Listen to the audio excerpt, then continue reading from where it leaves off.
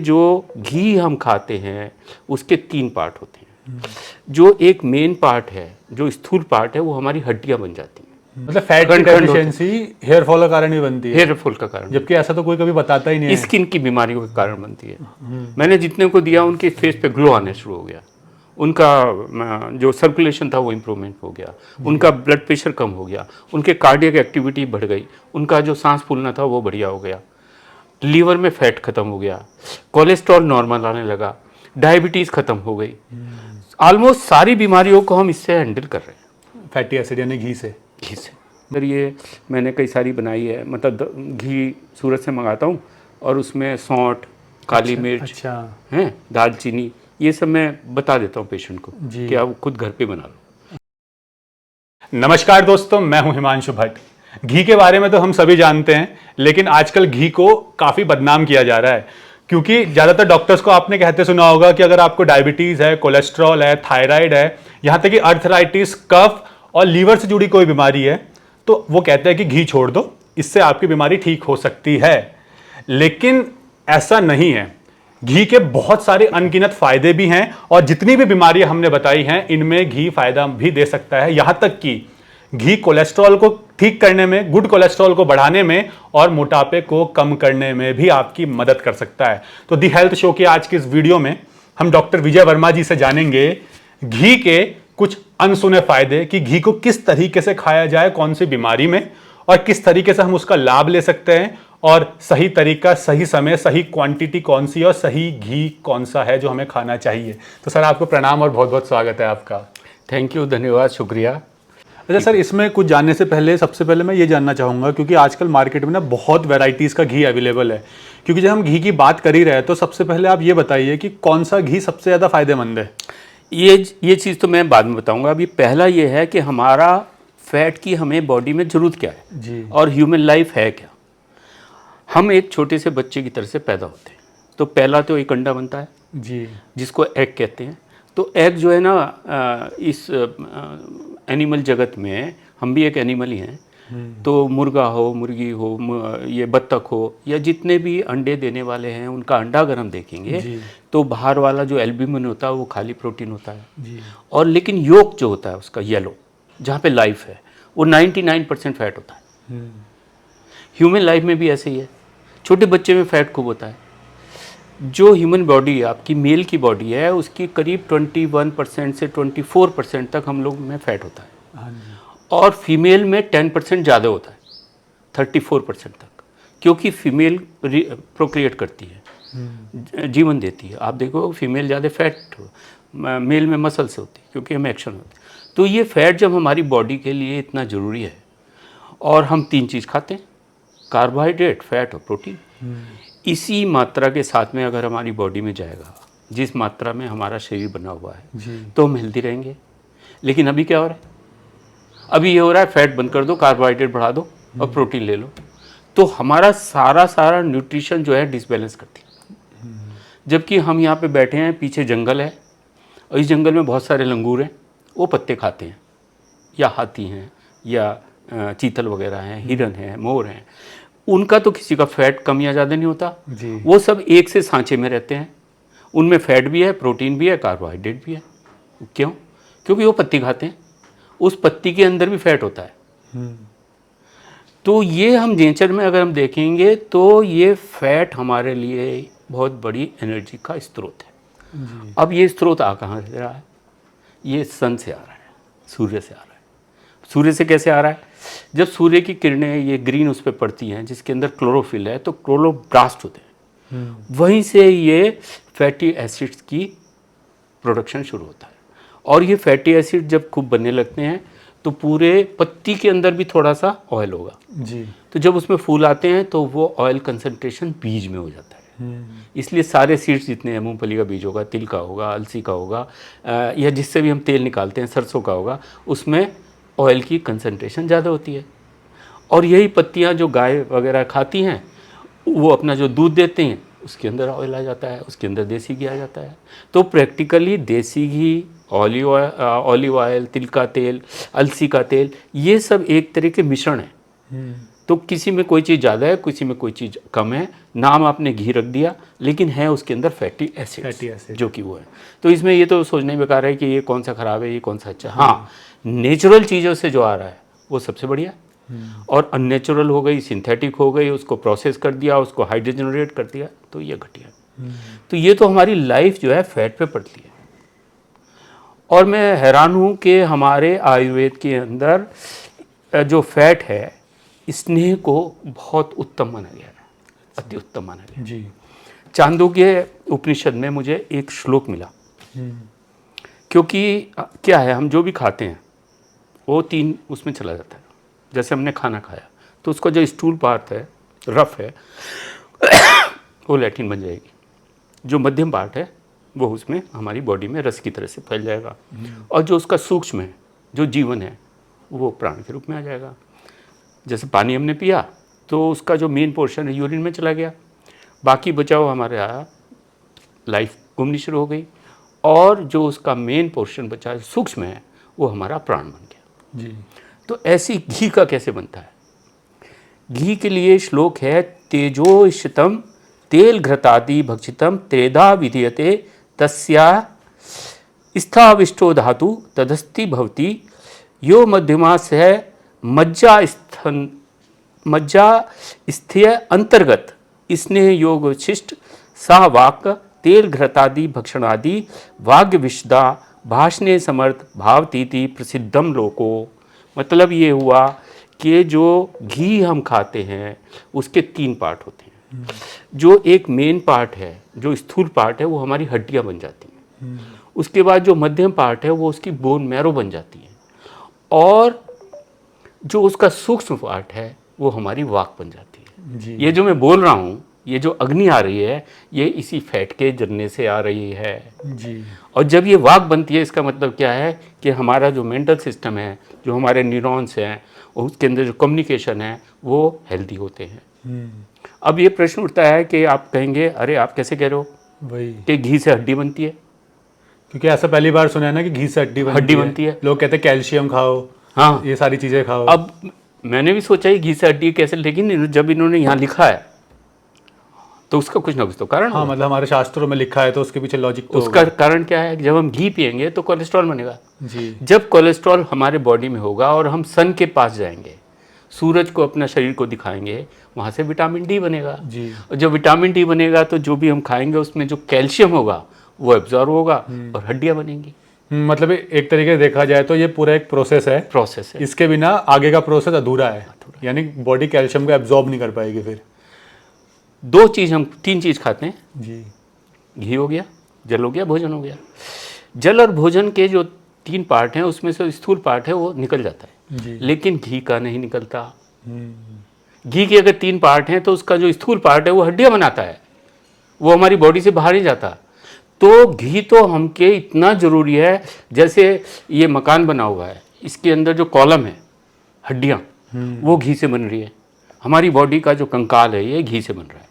इसके अंदर जो बोन मैरो है वो घी से बन रही है। उसके अंदर भले ही, क्योंकि आपने देखा होगा जो नॉनवेज खाने वाले हैं वो मज्जा खाते हैं, बोन के अंदर जो फैट होती है उसको खाते हैं। तो फैट की कितना मूल्यवान फैट है। और ये बड़ी अफसोस की बात है कि कोलेस्ट्रॉल का डर की वजह से लोग, बीमारियों के डर की वजह से, बीमारी की वजह से डर से, तो ये तो इसकी इम्पोर्टेंस है। मतलब फैट से हम ये समझे कि कोई भी नेचुरल फैट नेचुरल फॉर्म में, तो सर अगर नेचुरल फॉर्म में नेचुरल फैट लेना है तो फिर इसे इतना बदनाम क्यों गया? क्या सही में इसे खाने से बीमारियां भी होती है, जो जितनी बीमारियों के नाम लिए जाते हैं? बिल्कुल भी नहीं होती, 100% नहीं होती, बल्कि इसके ना खाने से बीमारियां होती हैं। घी को ना खाने से बीमारियां हो रही हैं, और अभी जितने हम लोग सफ़र कर रहे हैं वो घी ना खाने की वजह से कर रहे हैं। तो सर घी ना खाने की वजह से कैसे कोलेस्ट्रॉल हो सकता है? लोग तो कहते हैं कि नहीं घी छोड़ दो, कोलेस्ट्रॉल हो गया, आपको यूरिक एसिड है, थायराइड है, डायबिटीज़ है, या फिर आप मोटे हो तो घी छोड़ दो, लेकिन आप कह रहे हो कि घी खाने से ठीक हो सकते हैं, तो कैसे? अब मैं बताऊंगा आपको कैसे। देखिए, ये ह्यूमन सेल है। ये ह्यूमन सेल एक तरह का, इस तरह से जैसे संतरा नहीं होता उसका आधा कटा हुआ है ये जी है। अब इसमें क्या है कि ये बीच में न्यूक्लियस है और ये इसकी वॉल है सारी, इस वॉल जैसे संतरा होता है जी, और उसके अंदर को अगर आप काटोगे तो बीच में न्यूक्लियस होता है जहाँ बीज है, तो ये न्यूक्लियस है इसका। लेकिन उसकी वॉल अगर देखोगे, एक संतरा अगर हो तो देखें, तो उसकी वॉल जो है उसमें छोटे छोटे छेद होते हैं जी। है? तो जो उसकी वॉल है, ऐसे हमारे सेल के अंदर छोटे छोटे छेद होते हैं जहाँ से आदान प्रदान होता है। हाँ जी। अब ये जो वॉल है, अगर ये स्ट्रॉन्ग नहीं होगी, फ्रेजाइल हो जाएगी, या इसमें छेद बड़े हो जाएंगे, इसके अंदर ऊपर इंसुलिन रेजिस्टेंस लगे हुए हैं, इंसुलिन रिसेप्टर्स लगे हुए हैं, वो अगर काम नहीं करेंगे और बहुत सारी चीज़ें, तो हमारा जो सेल है वो एटमॉस्फेयर से एक परमिएबल मेम्ब्रेन या एक्टिव मेम्ब्रेन के साथ जुड़ता है, एक साथ नहीं जुड़ता है, जी। सब कुछ छंद के जाता है। उस वाल जो बनाने वाला है वो फॉस्फोलिपिड्स है, अच्छा। वो फैट से आते हैं। अगर हमारे बॉडी में फैट की डिफिशिएंसी है तो ये वाल खराब हो जाएगी, और जब ये सेल की वाल खराब हो जाएगी तो सबसे पहले हमारे अंदर ऐसा होगा जैसे दीमक लग गई। राइट फ्रॉम हेयर से लेके और टो के नेल तक हमारी सारी बॉडी विकृत होती चली जाएगी, बीमार होकर चली जाएगी। मतलब फैट की खंड खंड डेफिशिएंसी हेयर फॉल का कारण भी बनती है, हेयर फॉल का कारण, जबकि ऐसा तो कोई कभी बताता ही नहीं है। स्किन की बीमारियों के कारण बनती है। मैंने जितने को दिया उनके फेस पे ग्लो आने शुरू हो गया, उनका जो सर्कुलेशन था वो इम्प्रूवमेंट हो गया, उनका ब्लड प्रेशर कम हो गया, उनके कार्डियक एक्टिविटी बढ़ गई, उनका जो सांस फूलना था वो बढ़िया हो गया, लीवर में फैट खत्म हो गया, कोलेस्ट्रॉल नॉर्मल आने लगा, डायबिटीज़ खत्म हो गई। ऑलमोस्ट सारी बीमारियों को हम इससे हैंडल कर रहे हैं, फैटी एसिड यानी घी से। घी से। मतलब जनरली लोग कहते हैं कि फैटी लीवर है, घी छोड़ दो, जबकि आप कह रहे हो कि घी से फैटी लीवर भी ठीक हो गया। अब आपका ये जो क्वेश्चन आया कि आपने कोलेस्ट्रॉल के चक्कर में घी बंद कर दिया और फिर कोलेस्ट्रॉल कैसे हो गया, हाँ। तो या फैटी लीवर कैसे होगी, तो क्या होता है कि प्रकृति के अंदर हमारे अंदर बहुत सारे रिजर्व हैं और बहुत सारे फंक्शन जो हैं इधर से उधर हम सेट कर सकते हैं। ह्यूमन बॉडी एक वर्सेटाइल डायनेमिक चीज़ है जी। जिसको कोई सोच ही नहीं सकता, भगवान की बनाई चीज़ है यार। हाँ। ना मैंने बनाया अपने आप को, ना आपने बनाया, तो ये ईश्वर की देन है। उसमें क्या होता है कि अगर हम फैट नहीं खा रहे तो हम कार्बोहाइड्रेट खा रहे हैं। आजकल की जो डाइट है, मोर कार्बोहाइड्रेट, प्रोटीन और लिटिल फैट। बचपन से ही हम माँ भी बच्चे को अब घी देना बंद करती है। हाँ। तो वो जो कार्बोहाइड्रेट है वो फैट में कन्वर्ट होगा, क्योंकि जब हम ज़्यादा कार्बोहाइड्रेट खाते हैं तो जितनी हमें ज़रूरत पड़ती है एनर्जी की उतनी तो लग गई, बाकी बचा हुआ जो रिज़र्व है वो रिज़र्व कहाँ जाएगा, फैट के एडिपोज टिश्यू में कन्वर्ट हो जाएगा, उससे ग्लिसरॉल वगैरह होगा तो लीवर उसको बना देती है।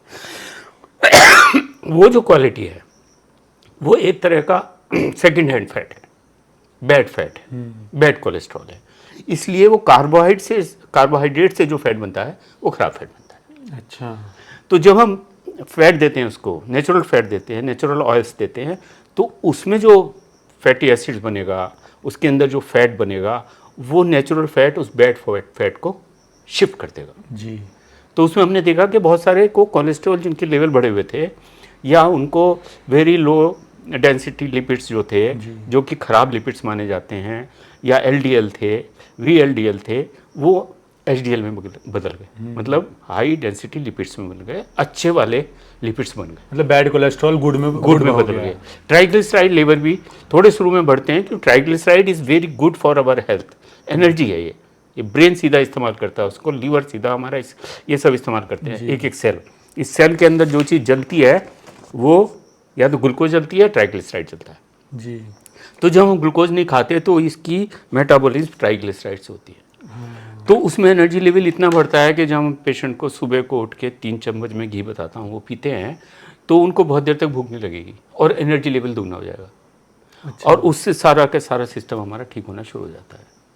और उसका एनर्जी लेवल क्यों बढ़ता है ज़्यादा, उसका कारण ये है कि 1 ग्राम फैट में 9 कैलोरीज एनर्जी होती है। अच्छा। जबकि प्रोटीन 1 ग्राम में 4.5 होती है, कार्बोहाइड्रेट के 1 ग्राम में 4.5 होती है। इसका मतलब कि फैट में 1 ग्राम में ज़्यादा एनर्जी, दुगनी एनर्जी ज़्यादा है। तो अगर मुझे सपोज 10 ग्राम ग्लूकोज के अंदर हमको 45 कैलोरीज मिलती है, उसी 10 ग्राम मतलब 2 चम्मच में हमको 90 कैलोरीज डबल हो गई। क्वांटिटी हमारी थोड़ी सी जा रही है लेकिन एनर्जी हमें डबल मिल रही है। तो मतलब आपका कहना है कि फैटी एसिड यानी घी या कोई भी नेचुरल फॉर्म में ऑयल लेने से हमें बीमारियां ठीक हो सकती है। तो सर हमने तो जैसे डायबिटीज़ बताई, कोलेस्ट्रॉल बताया, फैटी लीवर बताया, इसके अलावा और कौन कौन सी बीमारियों को ये घी और ये नेचुरल ऑयल्स ठीक कर सकते पहले हैं? तो आपका सेंटेंस जो आपने कहा कि ठीक हो सकती हैं, ठीक हो सकती नहीं, ठीक हो रही हैं और ठीक होंगी। जी क्योंकि मेरे पास एक दो नहीं, हजार पेशेंट के डॉक्यूमेंट्स हैं। जी, मैं इसको बिल्कुल वैज्ञानिक साइंटिफिक तरीके से तैयार कर, विद प्रूफ। और मैंने आपको इतने नाम दिए, बहुत सारे मैं आपको नंबर दे दूंगा, फ़ोन नंबर, जिसमें आप टेस्टिमोनियल देख सकते हैं। क्योंकि एक या दो या तीन या चार हो तो हम उसको अपवाद मान लें, हाँ। लेकिन persistently and repeatedly if I am getting the same results in the same circumstances then it become an fact।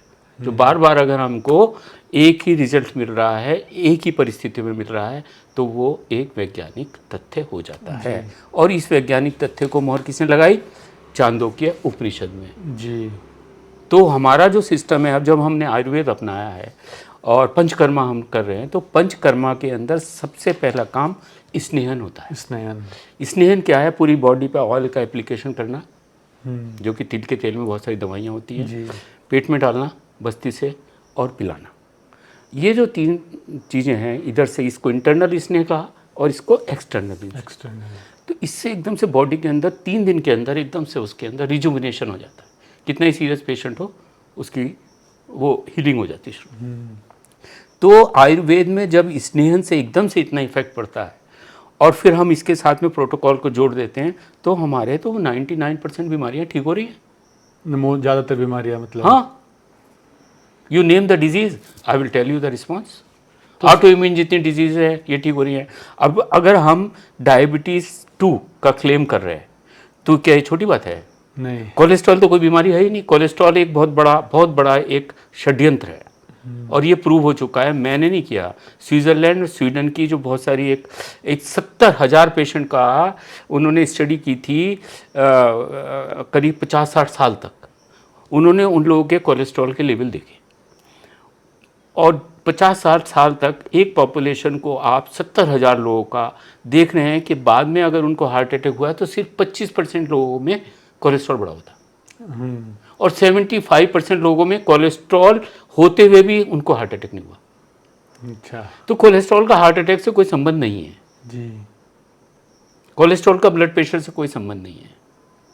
Cholesterol को कम करने का मतलब है बीमारियों को बढ़ाना। एक सीधा सा सिंपल सिद्धांत है। और मैं आपके माध्यम से मेरी जो जितने भी फेटर्निटी है, जो डॉक्टर्स हैं, जो एमडी हैं, जो फिजिशियंस हैं, जो न्यूक्लियर फिजिशियंस हैं, मैं उनसे कहूँगा कि आप इस फील्ड में ज़रूर थोड़ा सा सोचो और इसको देखो। इसकी बहुत सारी रिसर्च इस समय अवेलेबल हैं, इससे आप डरो मत। सर अगर फैटी एसिड यानी हम घी की बात करें, अगर इसके इतने फ़ायदे हैं, तो फिर इसको लेने का सही तरीका क्या है? हाँ, और सही समय कौन सा है? ये बात है। अब इससे पहले हम एक्शन आपके आगे कि एक फैट का एक्शन आपके देखिए, हम जैसे पिलाते हैं तो जैसे स्नेहन शुरू होता है, ये स्टोमेटाइटिस वगैरह अगर होती है वो ठीक होनी शुरू हो जाती है, साइनोसाइटिस है, माइग्रेन है, स्किन की प्रॉब्लम्स है, कुछ फोड़े फुंसी वगैरह निकलने हैं, हेयर फॉल शुरू हो गया, आई साइट्स, मतलब यहीं से शुरू हो जाता है। फिर आपका फेरिंजाइटिस, लेरिंजाइटिस, आपकी ओसोफेजाइटिस, गैस्ट्रिक अल्सर, पेनक्रेटाइटिस, पेनक्रियास के अंदर प्रॉब्लम, इंसुलिन लेवल बढ़ जाता है। और तो और जब घी और नीचे इंटेस्टाइन में जाता है तो हमारे बॉडी में, मैंने पहले ही बताया था कि गट बैक्टीरिया होते हैं जी। वो बैक्टीरिया लाइफ जो है वो रीजनरेट करती है, क्योंकि बहुत सारे बैक्टीरिया का भोजन ही फैटी एसिड्स है। वो फैटी एसिड्स खाते हैं, हेल्दी हो जाते हैं और सीरोटोनिन छोड़ते हैं। अच्छा। और सीरोटोनिन जो है हैप्पी हार्मोन है। तो मैंने ये देखा कि बहुत सारे लोग जो डिप्रेस्ड थे, जिनके निगेटिव थॉट्स चलते थे, हमारे अंदर सबके थॉट्स चलते थे जी, तो डिप्रेशन का इलाज घी, डिप्रेशन का इलाज भी घी। उन्होंने कहा कि सब we are feeling now better, हमारी जो है ना सोचने की वो भी बढ़िया हो गई। तो वो हार्मोन से जो सेरोटोनिन रिलीज हुआ वो ब्लड में गया, ब्लड ने हैप्पी हार्मोन कर दिया। अब जैसे इन्होंने कहा कि जो इसका सूक्ष्म पार्ट है वो हमारे वाक के लिए काम आता है। इसका मतलब क्या है? इसका मतलब हमारे इसके ब्रेन के जो न्यूरॉन्स हैं उनकी जो कनेक्शन है, जो हमारा स्पीच है वो बढ़िया होता है। इसका मतलब यह है कि हमारे ओल्ड एज में डिमेंशिया नहीं होगा। हम डिमेंशिया को प्रिवेंशन कर सकते हैं, एल्जाइमर डिजीज़ को प्रिवेंशन करते हैं। अगर ये आपकी जो पैरालिसिस वगैरह या पैरालिसिस हो जाती है, न्यूरोपैथी हो जाती है, वो प्रिवेंट होती है। उसके बाद जब इसका स्थूल पार्ट हड्डियाँ बनाता है तो जो ओल्ड एज में ज़रा से फिसले और हड्डी टूट गई, ये भी नहीं होगा।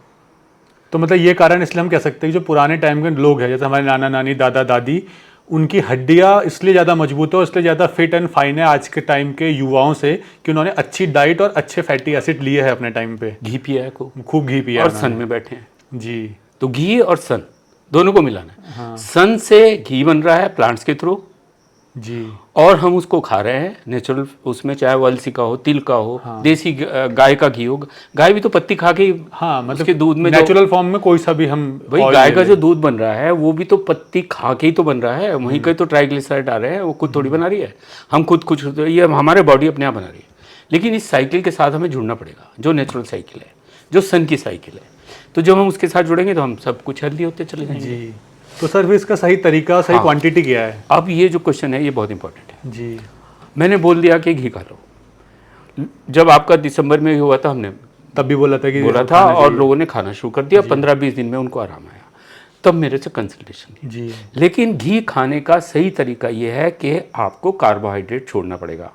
अगर आप कार्बोहाइड्रेट के साथ घी खाएंगे, कि चीनी वगैरह भी खा रहे हैं, आप मैदा भी खा रहे हैं, गेहूँ भी खा रहे हैं, सफ़ेद चावल भी खा रहे हैं, तो क्या होगा? मोटे हो जाओगे। तो हमको बैलेंस के साथ चलना है। जो आदमी बीमार नहीं है उसके लिए बोल रहा हूँ। उसके लिए है। हाँ, उसके लिए बढ़िया है मोटा आटा खाए, जो भी, जैसे जौ है, ज्वार है, मक्का है, जई है, या मंडुआ बहुत अच्छा है, बाजरा है, बेसन है। हम अपने मोटे अनाज पे आ जाएं। जी। गेहूँ बहुत थोड़ा सा इस्तेमाल करें। गेहूँ हो तो चोकर हो, उसमें भी 10% 20% गेहूँ में नहीं बताता हूँ। चावल की जो पॉलिश्ड चावल हैं बिल्कुल बंद कर दीजिए, मोटे चावल पे आ जाइए, या फिर अपने मिलेट्स पे आ जाइए। मिलेट्स पे, मतलब वाइट राइस को अवॉइड करना है। वाइट राइस, वाइट शुगर और मैदा वाइट और आटा, ये 4 चीज़ें बिल्कुल बंद कर दो। अब तो मिलेट का जो है, मिलिट्री में भी मिलेट्स को प्रमोट कर रहा है, और मिलेट इंडिया में तो एकदम से बहुत तेज़ी से बढ़ा है। मिलेट ईयर भी बना रहे हैं और मिलेट मैन को पद्मश्री भी मिला है जी। तो ये हमारे हेल्थ के लिए बहुत अच्छा है। तो नंबर 1 ये है कि अगर हम फैट लेंगे, घी पिएंगे, तो हमको कार्बोहाइड्रेट से बचना है। उसमें अगर हम शुगर के साथ लेंगे तो मोटे हो जाएंगे। तो हमारा कोलेस्ट्रॉल भी बढ़ा होगा, ट्राइग्लिसराइड भी बढ़ा होगा और सारी बीपी भी बढ़ जाएगा। तो उसको हमको अवॉइड करना है बिल्कुल। जीरो कार्बोहाइड्रेट हो जाए तो बहुत ही अच्छा है। जीरो कार्बोहाइड्रेट हो नहीं सकता क्योंकि हर चीज़ के अंदर थोड़ा बहुत कार्बोहाइड्रेट होता है। मिलेट में भी होगा, मोटे आटे जितने हैं उसमें भी होगा, फ्रूट्स खाते हैं उसमें भी होता है, और सलाद में भी होगा, दालों में भी होता है। तो उसे तो नहीं, लेकिन हम जो एक्स्ट्रा शुगर लेते हैं, एकदम से आइसक्रीम खा ली, रसमलाई खा लिया, ये मीठा रसगुल्ला खा लिया, उसको हमको बचना है। उसके साथ में ये है। अब खाना कितना है, खाना कितना, क्वांटिटी क्या है? जी। तो क्वांटिटी एक तो ये है कि बैलेंस के साथ हमें खाना है, और ये कार्बोहाइड्रेट, शुगर, मैदा और चावल, इसको बचाओ, तब घी खाओ। नहीं तो आप इस फील्ड में मत बढ़ो। जी। लेकिन कितना? हाँ, अब आया कितना। देखिए, जब हम 30% हमारी बॉडी में फैट है जी, तो हमारी जितनी एनर्जी हमें ज़रूरत है उसका 30% हमको घी चाहिए। जितनी एनर्जी की रिक्वायरमेंट है पर डे, उसका 30% हमें घी चाहिए। यानी फैटी एसिड, कोई भी ऑयल हो सकता है, कोई भी नेचुरल। ऑयल। अब उसमें क्या होगा, अगर जैसे किसी का एक 30% का मतलब ये है कि हमारी जो एक हम नॉर्मल बैठे हुए हैं जी। जो मेहनत नहीं करता, उनको 2000 कैलोरीज की ज़रूरत पड़ती है पर डे। जी। 2000 कैलोरी में 30% हो गया 600। 600। हाँ, लगभग 600। 600 का मतलब ये है कि अगर 1 ग्राम में 9 है तो 600 को अगर हम 9 से डिवाइड कर देंगे तो कितना आएगा? तो 60 ग्राम 60 ग्राम फैट एक दिन में पर डे। लेकिन आप उसको आप 50 ग्राम भी लाओगे तो आपको 10 चम्मच हो गया। 10 चम्मच। अगर आपको कोई काम नहीं करते हो तब भी 10 चम्मच घी होना चाहिए। और वैसे आपकी 2000 कैलोरीज चाहिए तो लेकिन तो सर 10 चम्मच हमें घी चाहिए अगर 2000 कैलोरीज के हिसाब से, तो हम तो जो दिन में पूरा खा रहे हैं उससे भी तो हमें गुड फैट मिल रहा है। यस। तो इसका मतलब 10 चम्मच कम होगा। क्या होता है कि जब अभी तो बिल्कुल कम कर दिया ना, पहले तो जब तक ये कोलेस्ट्रॉल की थ्योरी नहीं थी तब तक लोग खाते थे नॉर्मल। आपको याद होगा कि घर वाले अपने बच्चों को एक डब्बा घी जरूर देते थे जब वो पढ़ने के लिए जा रहा है कि बेटा तू ये ऊपर से डाल, रोटी में घी, दाल में घी, सब्जी में घी डालना। तो एक वो सिस्टम चला हुआ था, लेकिन पिछले 25-30 साल से, 30 साल से मान के चलो जी, ये एकदम से कट कर दिया उसको। छोटे बच्चों को भी आपने मना कर दिया घी खाने के लिए, वो बीमार हो रहे हैं। घी को रिप्लेस कर दिया रिफाइंड से, डालडा से कर दिया, या फिर ट्रांस फैट से कर दिया, पाम ऑलिव वगैरह से कर दिया। वो एक इंडस्ट्री में चले गए हम, क्योंकि हमको वो खरीदना, हमें कंज्यूमर बना दिया। और हमको अब जितने भी ये फूड चेन बनी है क्या कर रही है, ये तो कर रही जी, इसलिए प्रोसेस फूड को हम मना करते हैं, ये जितने भी ये इस तरह की चीज़ें। तो अब 10 चम्मच से 12 चम्मच अगर हम खाने हैं तो सुबह को अगर पहला मील हम 2 या 3 चम्मच का 15 ml हम घी ले लेते हैं तो पहला मील आ गया। सुबह 2 से 3 चम्मच, 3 चम्मच घी, 15 ये एडल्ट के लिए है। एडल्ट के लिए है। हाँ, तो 15 ml हो गया, ये 3 चम्मच हो गया। जी, बाकी हम जब दिन में खाना खाएंगे 2-3 चम्मच उसमें खाने में दाल में डाल दिया, सब्जी में डाल दिया, घी में लगा लिया, थोड़ा मक्खन रख लिया, उसके साथ पराठे के साथ खा लिया शाम को, तो कुल मिला के हम 10 चम्मच कर सकते हैं, बहुत आराम हो सकता है वो। हाँ, खिचड़ी बनाई तो उसमें 2-3 चम्मच डाल दिया। तो इस तरह से हम 6 चम्मच वैसे ले लिया, सुबह को ले लिया। और कभी कभी अगर हमें फास्टिंग करनी है, रात को खाना नहीं खाना, तो आप 2 चम्मच 3 चम्मच घी पी लो। अच्छा, और सलाद ले लो जी, मॉर्निंग में, एकदम से ऐसे फ्रेश हो जाओगे और शुगर लेवल कम हो जाएगा। अच्छा, मतलब पेट भी साफ हो सकता है घी पीने से? बिल्कुल, सबसे पहला काम तो ये हुआ। हाँ, जब मैंने बताया कि आपके स्टोमेटाइटिस ठीक होती है, सारे सब सिस्टम होते हैं। और तो और ये पैरों में जो फट जाते हैं ना, ये एड़िया फटती है, क्रैक्स, हाँ जी, क्रैक्स की बिलियंस का मार्केट है। हाँ, क्रीम लगाना और ये लगाने लगाना और फेस का, ये सब का है, तो ये सब ठीक हो जाते हैं। तो जैसे ही ये जाता है घी, तो हमारी जो अंदर की लाइनिंग है वो हेल्दी होती है, तो वो उसकी पेरिस्टल्टिक एक्टिविटी बढ़ जाती है। बढ़ जाती है। और जब पेरिस्टल्टिक एक्टिविटी बढ़ती है तो मॉर्निंग में एकदम से पेट साफ हो जाता है। पेट साफ हो जाता है। लेकिन सर, जो आपने बताया ना, चलो रात के टाइम तो जो खा नहीं रहा है, फास्टिंग करना चाह रहा है, तो 2 से 3 चम्मच घी ले लेगा, सैलेड खा लेगा। लेकिन और पूरे दिन की डाइट में आप 2 से 3 चम्मच घी मिला सकते हैं, या कोई भी नेचुरल ऑयल। लेकिन मॉर्निंग वाला खाली पेट लेना है या फिर ब्रेकफास्ट के बाद? खाली पेट, खाली पेट 3 चम्मच घी का एक बड़ा मजेदार चीज़ है, आयुर्वेद इतना ज़बरदस्त है कि अगर हम खाना खाने से पहले खाली पेट पीते हैं जी, तो पतले हो जाते हैं। सुबह खाली पेट घी पीने से पतले होते हैं? कभी भी, जैसे खाना खाने में भूख लगी हमें, जी, भूख लगने से पहले अगर हम 2-3 चम्मच पी लिया तो भूख खत्म हो गई। तो खाना अगर खाएंगे तो कम खाएंगे, एनर्जी तो हमें पूरी मिल गई, जी, तो वेट कम होता है। लेकिन अगर खाने के साथ मिला के खाते हैं तो वेट ऐसा का वैसे रहता है, मेंटेन रहता है। मेंटेन रहता है। लेकिन अगर खाने के बाद हम खाना भी खा लिया, भूख खत्म हो गई, उसके बाद अगर हमने ऐसे ही ले लिया भी, तो वेट बढ़ जाता है। हाँ, क्योंकि बॉडी को जो नीड थी कैलोरीज की, सब वो कुछ तो तो पूरी मिल हो गया। गई, ऊपर उसके बाद एक्स्ट्रा फैट हम ले रहे हैं। तो घी अगर 3 तरह से खाते हो तो 3 इफेक्ट आते हैं। पतला होना तो सुबह जल्दी खा लो, खाली पेट। ऐसे ही रहना तो खाने के साथ खा लो। और अगर मोटा होना है, कोई मोटे भी होते हैं, पतले हो जाते हैं, अब कहते हैं हमारा वेट बढ़ाओ, तो खाने के बाद घी पी लो। अच्छा, मतलब थोड़ा इंटरेस्टिंग है ना कि पतले होने के लिए सुबह खाली पेट घी पियो, मेंटेन रहने के लिए खाने के साथ, और मोटे होने के लिए खाने के बाद। तो सर, ये तो चलो आपने घी बता दिया, तो हम कोशिश करेंगे ना, जैसे आपने बताया कि घी से पतले भी होते हैं, तो हम कोशिश करेंगे एक अलग वीडियो बनाएं जिसमें हम ये बताएंगे कि घी पीकर आप कैसे पूरा वेट कम करें। बिल्कुल। अब मेरे को खुद ताज्जुब हुआ कि आपकी जो वीडियो बनी थी उसके बाद आपने कोलेस्ट्रॉल की बनाई थी जी, गंगा जी के उसमें बनाई थी, और कई सारी वीडियो बनी है। फीवर की भी एक आपने बनाई थी, तो मैंने देखा फीवर उसमें कंट्रोल हो रहा है, क्योंकि वो ऑटो इम्यून इसमें काम करता है और इम्यूनिटी बढ़ाता है हमारी, और हमारे इन्फेक्शन को कंट्रोल करता है जी। तो करीब करीब हर एक फील्ड के अंदर घी का इफेक्ट मुझे मिल गया। हाँ जी। और अब और क्या पूछ रहे थे आप? तो सर, इसमें मैं एक चीज़ पूछना चाहूँगा। चलिए, हमने घी की बात की, लेकिन आजकल ना जिन चीज़ों ने घी को रिप्लेस किया है वो है हमारा रिफाइंड ऑयल। चलो, डालडा तो अब लोग कम यूज़ करते हैं, लेकिन रिफाइंड ऑयल का बहुत कंजम्पशन है आज के टाइम में। लेकिन उस रिफाइंड को भी अब लोग कह रहे हैं नहीं, रिफाइंड अच्छा नहीं है, फिर वो अलग अलग तेल ले आए, लेकिन वो तेल भी मिलावट वाले हैं। केवल कच्ची घानी के नाम से मिलावट बेची जा रही है। और इसके अलावा मार्केट में आ गए ये अलग अलग कंपनीज के बटर, चाहे वो आपके अलग अलग टाइप के आ रहे हैं। लेकिन क्या घी को छोड़कर, नेचुरल फैट को छोड़कर, नेचुरल ऑयल्स को छोड़कर ये प्रिजर्वेटिव वाले लेना सही है? नहीं, बिल्कुल सही नहीं है। और दूसरा, घी का मार्केट वाकई में बहुत ख़राब हो चुका है। 600-700 रुपये किलो का भी घी मिलता है। ऐसा कभी संभव नहीं है कि 600-700 रुपये में घी बन जाएगा। क्योंकि कम से कम 25 से 30 लीटर गाय का दूध चाहिए हमें 1 किलो घी बनाने का। तो कैसे देगा 5 दिया, अब 20 लीटर भी है, 50 रुपये लीटर है, तो 1000 का तो दूध ही आ जाएगा। फिर उसकी बनने की तो 1500 से नीचे का तो बढ़िया घी नहीं मिल सकता किसी। लेकिन 700-800 रुपये अवेलेबल है। और आपको जान के ताज्जुब होगा कि मैं एक एक्सपीरियंस बताता हूँ। यूएसए में एक बच्चे को आस्थमा था और उसको बार बार जुकाम खांसी होती थी, बार बार उसको जाना पड़ता था डॉक्टर के पास में और पफ लेना पड़ता था। ये जो होता है ना पंप लेना पड़ता था। उसने मेरे से कंसल्टेशन किया, हमने ये बताया, वो ठीक हो गया। उसने मुझे रिवॉर्ड में घी भेजा, जिस घी की कीमत थी 1 लाख रुपए लीटर। अच्छा। मुझे खुद ताज्जुब हुआ कि क्या 1 लाख रुपए लीटर का भी घी मिलता है। उसने आधा लीटर 50,000 का मुझे एज ए गिफ्ट किया था जी। वो क्योंकि वो उस समय जो घी था वो उनका जोधपुर में किसी का था, वो लोग उसको रख देते हैं। जितना पुराना घी होता है उसकी वैल्यू बढ़ती है। पुराने समय में जो आयुर्वेद के पुराने वैद्य होते थे वो इस नाम से जाने जाते थे कि उनके पास कई पीढ़ियों का घी रखा हुआ है। 200 साल पुराना, 300 साल पुराना, 500 साल पुराने तक के घी हमारे वैद्यों के घरे में रखे जाते थे जी।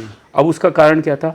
क्योंकि घी जो है ना उसके अंदर बहुत कम मात्रा में प्रोटीन रह जाती है, पूरा फैट नहीं निकालने के बाद में भी उसको मटके में बंद करके दबा देते हैं जी।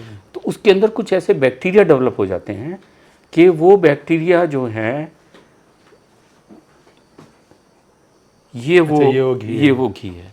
इसका जो स्मेल है ना वो आप सूंघ के देखो जी, बिल्कुल अलग है। बिल्कुल अलग स्मेल है और आप 1/4 चम्मच से खा भी नहीं सकते इसको जाते। अच्छा, बहुत एकदम से वो हो जाएगा, बच्चन हो जाएगा। और वो भी देना फ्लेम वाला। तो 1 लाख किलो वाला घी कोई सोचेगा भी नहीं कि होता भी 50,000 का ये बिक रहा है। अब कितना है क्या है मुझे नहीं मालूम जी, लेकिन है और इफेक्ट है घी का, जब नॉर्मल इफेक्ट है।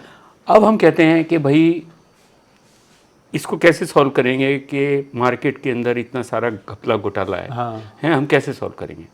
तो अभी तो हम खुद ही अपना ये बना रहे हैं जिसके अंदर ये मैंने कई सारी बनाई है। मतलब घी सूरत से मंगाता हूँ और उसमें सौंठ, काली मिर्च हैं, दालचीनी, ये सब मैं बता देता हूँ पेशेंट को कि आप खुद घर पे बना लो। लेकिन इसके लिए अगर हमें घी चाहिए तो हम उसके पास हमारे पास अल्टरनेटिव है। आप सरसों का तेल ले लो, प्योर सरसों का तेल ले लो। आप उसके अंदर अदरक का चूर्ण, मतलब सौंठ, काली मिर्च, दालचीनी छोटा छोटा थोड़ा सा मिला के आप उसको पी लो। आप तिल का तेल ले लो, आप अलसी का तेल ले लो, ऑलिव ऑयल ले लो। 4 तेल तो ये हो गए। कोई जरूरी थोड़ी देसी घी पिया जाए। ये भी है क्योंकि हमें तो फैटी एसिड चाहिए। हमें फैटी एसिड चाहिए। और क्या होता है देसी घी गाय का क्यों बोलते हैं? क्योंकि इसके अंदर अनसैचुरेटेड फैट की मात्रा ज़्यादा होती है। अनसैचुरेटेड फैट हमारे लिए फ़ायदेमंद है। लेकिन इसके अंदर दोनों होते हैं, सैचुरेटेड भी, फैटी अनसैचुरेटेड। तो ये बैलेंस होता है इनका, 50-50 होता है। जबकि तिल का तेल या ऑलिव ऑयल या उसमें अनसैचुरेटेड फैट ज़्यादा है, वो ज़्यादा इफेक्टिव है। कोई जरूरी नहीं है आप इस लो कोई भी तेल ले सकते हो, कोई भी नेचुरल फॉर्म में कच्ची खाने का। जैसे आजकल वुडन प्रेस और कोल्ड प्रेस वाले मिल रहे हैं। सरसों का तेल अच्छा नहीं मिला, आप सरसों खरीद लो जिस समय मार्केट में आती है।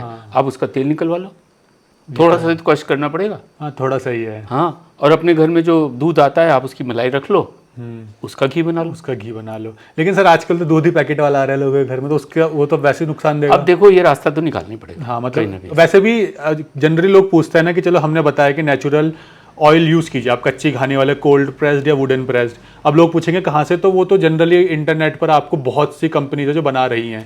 सबसे बढ़िया है, जैसे अभी बात हुई कि नेचर के ऊपर पड़ती है, जब धूप पड़ती है ये बनता है। और स्टोर कहाँ होता है? बीज में। तो जितने भी सीड्स हैं उनको आप लेके उसका तेल निकलवा लो। मूंगफली का तेल निकाल लो, सरसों का निकाल लो, अलसी का निकाल लो, तिल का निकाल लो। अभी तो अब मैं तो चाइल्ड स्पेसिस तो न्यूनेट्स वगैरह के अंदर वो मार्केटिंग हो रही है अनसैचुरेटेड फैट की, वो यहीं से निकाल के देते हैं। उसमें शीशी में जरा सी शीशी होगी, उसके अंदर पता चला 500 रुपये की बिक रही है, जबकि उसके अंदर 20 रुपये का भी तेल नहीं है। ये बात तो सही है। सर इसमें मैं एक लास्ट चीज़ पूछना चाहूँगा। आपने एडल्ट्स के लिए तो बता दिया कितना ऑयल लेना चाहिए या कितना घी लेना चाहिए। अगर बच्चा है या फिर कोई बूढ़ा है तो उनको, क्योंकि सर हर एज ग्रुप है ना, अब वो लोग कहेंगे कि हमें तो आपने बताया नहीं, तो उनको कितना लेना चाहिए? आपके क्वेश्चन से पहले ही मैं आंसर देने वाला था जी। क्योंकि ये जो बताई क्वांटिटी है एडल्ट एडल्ट मतलब के लिए 3 मेरी चम्मच। लगभग मेरी हाँ। एज वाले लोगों के लिए। आप 4 भी ले सकते हो 20 ml। लेकिन मैं जो प्रेफर करता हूँ कि 10 किलो से नीचे का बच्चा है, अगर 10 किलो वेट के हिसाब से, 10 किलो जनरली जो हो जाता है वो 7-8 महीने में हो जाता है। हाँ जी। 3 महीने में डबल होता है। अगर 2.5 किलो का बच्चा है तो 5 किलो का हो जाएगा, और अगले 6-7 महीने में। तो 6 महीने का बच्चा जो 10 किलो से नीचे का है उसको आप आधी चम्मच दें। आधी चम्मच की। बहुत छोटा बच्चा है अगर 4-5 महीने का, जब से उसको कुछ आपने ये जैसे दलिया वलिया खाना शुरू कर दिया तो आप उसमें 1/4 चम्मच घी जरूर डाल दो, या सरसों का तेल डाल दो, या तिल का तेल डाल दो जी। ये जरूर दो। उसके बाद थोड़ा बड़ा हुआ तो आप आधी चम्मच दे दो। 10 किलो से ऊपर हुआ तो 1 चम्मच। 1 चम्मच। और जब 20 किलो से ऊपर हुआ तो आप हर 10 किलो पे 1 चम्मच जोड़ दो। अच्छा, हर 10 किलो वेट पे 1 चम्मच बढ़ा दिया। 30 किलो से ऊपर हो गया, 40 किलो हो गया तो आप 2 चम्मच 3 चम्मच कर दो। हाँ जी। 50 किलो का एक नॉर्मल आ जाता है, उसमें आप मतलब वही बात होगी, अगर 80 किलो का इंसान है तो 8 से 9 चम्मच 10 चम्मच आराम से, वही बात आ गई।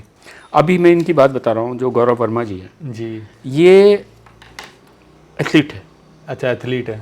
स्विमिंग, क्योंकि वो नेवी का कमांडर है। हाँ। और वो वहाँ पे जितने भी मिलिट्री के लोग हैं उनको टीच करता है, तो फिजिकली बहुत फिट रहने की कोशिश करता है। लेकिन इनके साथ क्या हुआ कि शुगर हो गई।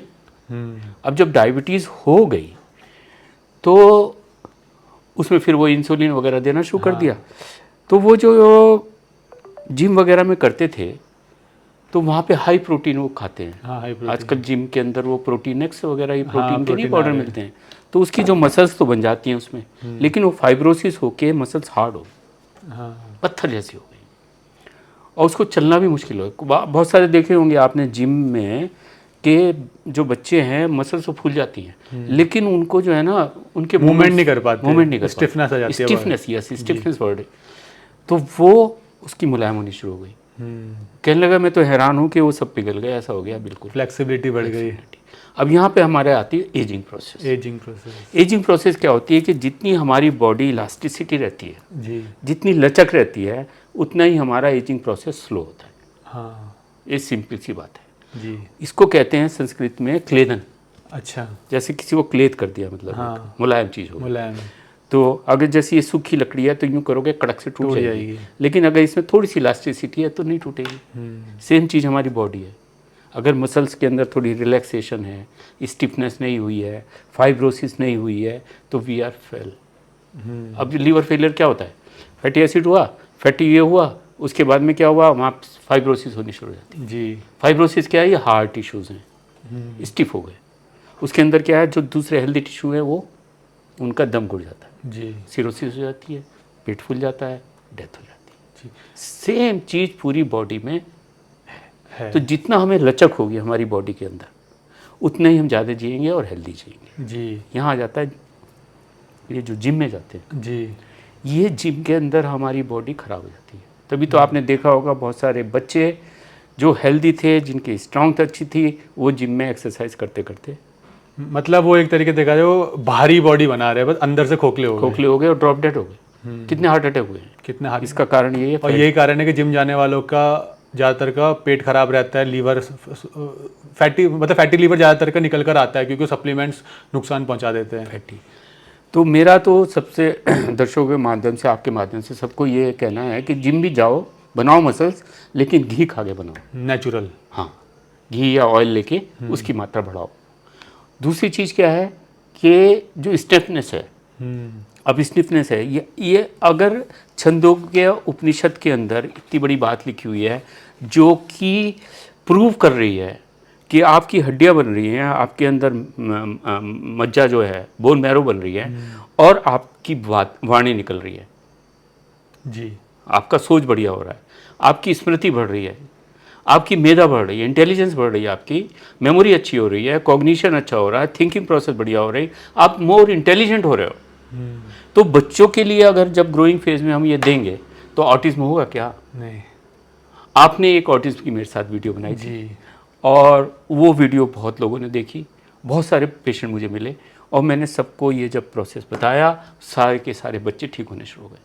अच्छा। आज की डेट में अगर ऑटिज्म हो रहा है या हाइपर एक्टिव जो सिंड्रोम्स हैं या फिर मेंटली जो प्रॉब्लम बच्चों को हो रही है, उसका कारण यही है कि उनके बॉडी के अंदर फैट नहीं जा रहा है। उनकी बॉडी में ट्राइग्लिसराइड ये जो फैटी एसिड्स हैं वो नहीं जा रहे हैं, इसलिए बॉडी ग्रोथ ही नहीं कर पा रही है। और ग्रोथ कर रही है तो एबनॉर्मल ग्रोथ कर रही है, एबनॉर्मल ग्रोथ हो रही है। और सेम चीज़ ओल्ड एज में हो रहा है। डिमेंशिया हो गया, उसकी मेमोरी खत्म हो गई। बहुत सारे ओल्ड वाले बैठे रहते हैं, मेमोरी नहीं है, भूलने की बीमारी होती है। और एल्जीमर्स डिजीज़ आपको पता ही है कि वेस्ट में सबसे वो है, वो बिल्कुल एक तरह से ऐसा हो जाएगा, उसे कुछ पता ही नहीं दुनिया का। हाँ, मतलब नर्सिंग होम में मैक्सिमम अमेरिका या यूरोप में एल्जीमर्स डिजीज़ वाले लोग पड़े हुए हैं। तो जो एक्सपीरियंस हुआ हमारा ये घी का, एक्सीलेंट है जी, इसका कोई जवाब ही नहीं है, और इसने मुझे एक बहुत बड़ा रास्ता दे दिया। थैंक यू वेरी मच, आपने बहुत अच्छा काम किया। सर इस वजह एक लास्ट क्वेश्चन करना चाहूँगा। आपने बताया ना हम जनरली 3 चीज़ें देते हैं, फैट, प्रोटीन और कार्बोहाइड्रेट। तो आपने बता दी कार्बोहाइड्रेट को कम करना है क्योंकि और चीज़ों से भी हमें मिलता है, और फैट को भी हमें बढ़ाना है, जबकि हम फैट को बहुत कम ले रहे हैं। Natural fatty acid, natural fat या घी, ऑयल ले सकते हैं। अब फैट, प्रोटीन और कार्बोहाइड्रेट कितनी क्वांटिटी में हमें लेना चाहिए? हाँ, तो वो तो बताया जाए 30% अगर हमने जो कैलोरीज है जी वो हमने घी से पूरी करती है, तो फिर वो बाकी किससे? बाकी की आप प्रोटीन लो और थोड़ा बहुत कार्बोहाइड्रेट लो। अच्छा, मतलब 30% के आसपास तीनों चीज़ें हो सकती है। हाँ। तो उससे हम अलग अलग बीमारियों में बच सकते हैं। फैट के बाद दूसरा नंबर प्रोटीन का आता है। तो प्रोटीन से 30 to 35%, उससे ज़्यादा लीजिए आप। प्रोटीन खूब खाइए, 40-50% भी। उसमें हम मछली खाने को मना नहीं कर रहा हूँ जी, मतलब जो इंसान जो डाइट लेता है, चाहे वेज हो चाहे नॉन वेज हो चाहे वीगन हो, खूब दालें खाइए आप, उसके अंदर बहुत अच्छी प्रोटीन्स होती हैं। लेकिन सर प्रोटीन ज़्यादा लेने से कहीं यूरिक एसिड की प्रॉब्लम तो नहीं आएगी? यहाँ पर यही चीज़ है ना, जब आप घी के साथ खाएंगे तो कुछ नहीं होगा। तो कुछ नहीं होगा। तो सर हम कोशिश करेंगे कि अगली वीडियो आपके साथ ना, क्योंकि आजकल लोगों को बहुत ज़्यादा ओबेसिटी की प्रॉब्लम है, तो ओबेसिटी को कैसे हम नेचुरल फैटी एसिड से, ऑयल से, घी से कम कर सकते हैं, क्योंकि सबसे बड़ा मिथ मोटापे के साथ फैट का है। तो हम कोशिश करेंगे कि उसको दूर किया जाए। तो तब तक के लिए आपके लिए बहुत बहुत धन्यवाद सर कि आपने घी जैसी चीज़ के लिए जो हमारी डाइट से लोग धीरे धीरे हटाते जा रहे हैं उसके बारे में इन्फॉर्मेशन शेयर की। तो उम्मीद करते हैं सर की ये इन्फॉर्मेशन की फैटी एसिड, जिसे आप घी कह सकते हैं, नेचुरल ऑयल कह सकते हैं, उससे कैसे आप स्वास्थ्य लाभ ले सकते हैं, इसके बारे में आपको बहुत इन्फॉर्मेशन मिली होगी और आपकी इलनेस को वेलनेस की तरफ कन्वर्ट करने में ये आपकी मदद करेगा। अगर आप सर से कांटेक्ट करना चाहते हैं तो सर का कांटेक्ट डिटेल्स नीचे डिस्क्रिप्शन और पिन कमेंट में आपको मिल जाएगा। और अगर आपके भी कोई क्वेश्चंस है तो नीचे पिन कमेंट में या कमेंट सेक्शन में आप वो क्वेश्चंस कर सकते हैं। हम कोशिश करेंगे सर के माध्यम से या अलग अलग डॉक्टर्स के माध्यम से आपकी प्रॉब्लम को सॉल्यूशन आपको दे, ताकि आप फिट एंड फाइन रह सके। धन्यवाद सर। Thank you.